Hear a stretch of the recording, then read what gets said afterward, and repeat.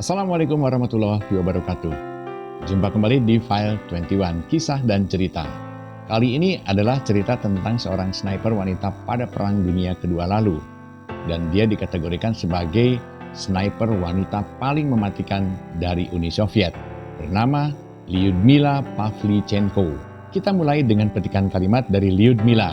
Biar seru nih. Dia berkata begini, "Saya berumur 25 tahun. Dan telah menembak 309 tentara Nazi. Tuan-tuan, tidakkah Anda berpikir telah bersembunyi di belakang saya terlalu lama?" Begitulah kata salah satu kutipan pidato Lyudmila Pavlichenko yang memekikkan kerumunan pria di Chicago, Amerika Serikat pada akhir tahun 1942. Kala itu ia dipercaya oleh Uni Soviet untuk menggalang dukungan Amerika, Kanada, dan Inggris guna membantu mengalahkan Nazi Jerman di front perang Eropa. Jadi pidato Lyudmila Pavlichenko itu adalah untuk menyindir para tentara sekutu yang selalu berada di garis belakang musuh, sementara dia paling depan sebagai seorang sniper. Bagaimana kelanjutannya? Kita ikuti kisahnya di sini, File 21. Sebagai wujud balas dendam, saat itu Pavlichenko juga menjadi warga negara Uni Soviet pertama dalam sejarah yang diterima Presiden Amerika Serikat Franklin Delano Roosevelt di Gedung Putih. Namun, sebelum berada di masa tersebut, Pavlichenko sudah mengalami pengalaman menantang dalam hidupnya. Dia membuktikan bahwa wanita juga bisa mengambil peran heroik di garis depan peperangan bagi negaranya. Dan perang yang ia ambil itu adalah sebagai sniper wanita paling mematikan sepanjang sejarah Perang Dunia Kedua.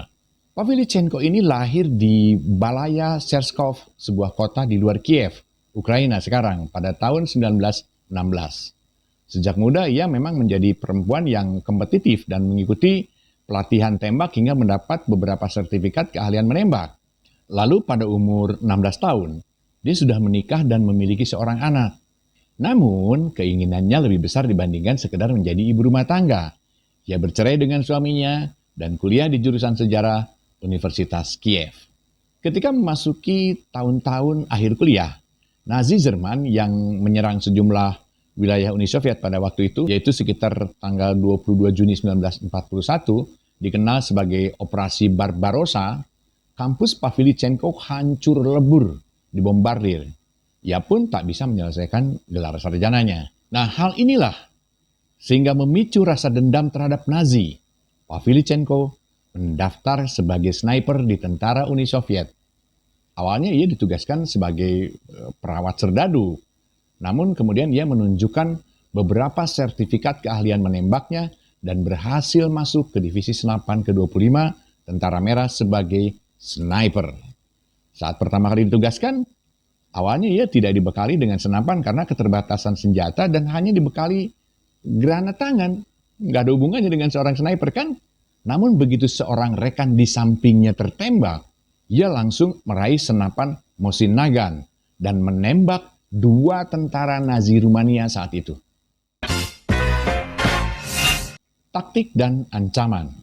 Selama bertugas, Pavlichenko ini mengembangkan taktik snipernya di pertempuran Odessa 8 Agustus hingga 16 Oktober 1941. Ia pergi dari kemahnya setiap dini hari ke garis depan musuh dan kembali saat malam.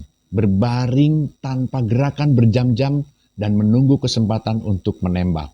Dalam sebuah memoir, dia berkata, "Anda membutuhkan fokus, niat, dan daya tahan yang kuat untuk berbaring selama 15 jam tanpa bergerak.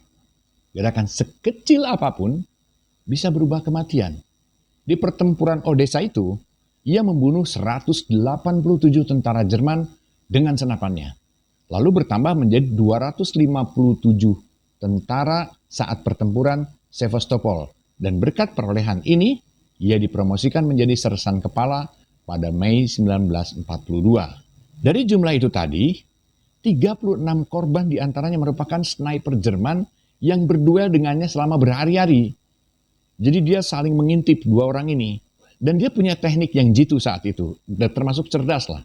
Dia sering memakai umpan, sebuah boneka atau mannequin berseragam Nazi, atau syal cerah yang dikaitkan pada tanaman untuk mengetahui posisi musuh snipernya dan mengambil kesempatan untuk menembak.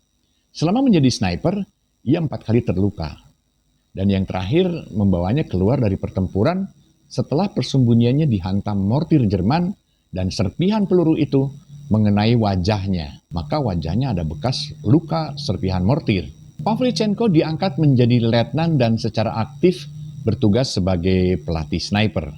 Tentara Jerman saat itu sangat takut dengannya, hingga dijulukinya sebagai Lady Death. Saking menakutkannya perempuan ini. Meski begitu, Pavlichenko kerap mendapat ancaman, seperti jika tertangkap maka tentara Jerman akan memotong tubuhnya menjadi 309 bagian. Tetapi alih-alih menakutinya, ia justru merasa senang musuhnya bisa begitu mengetahui reputasinya.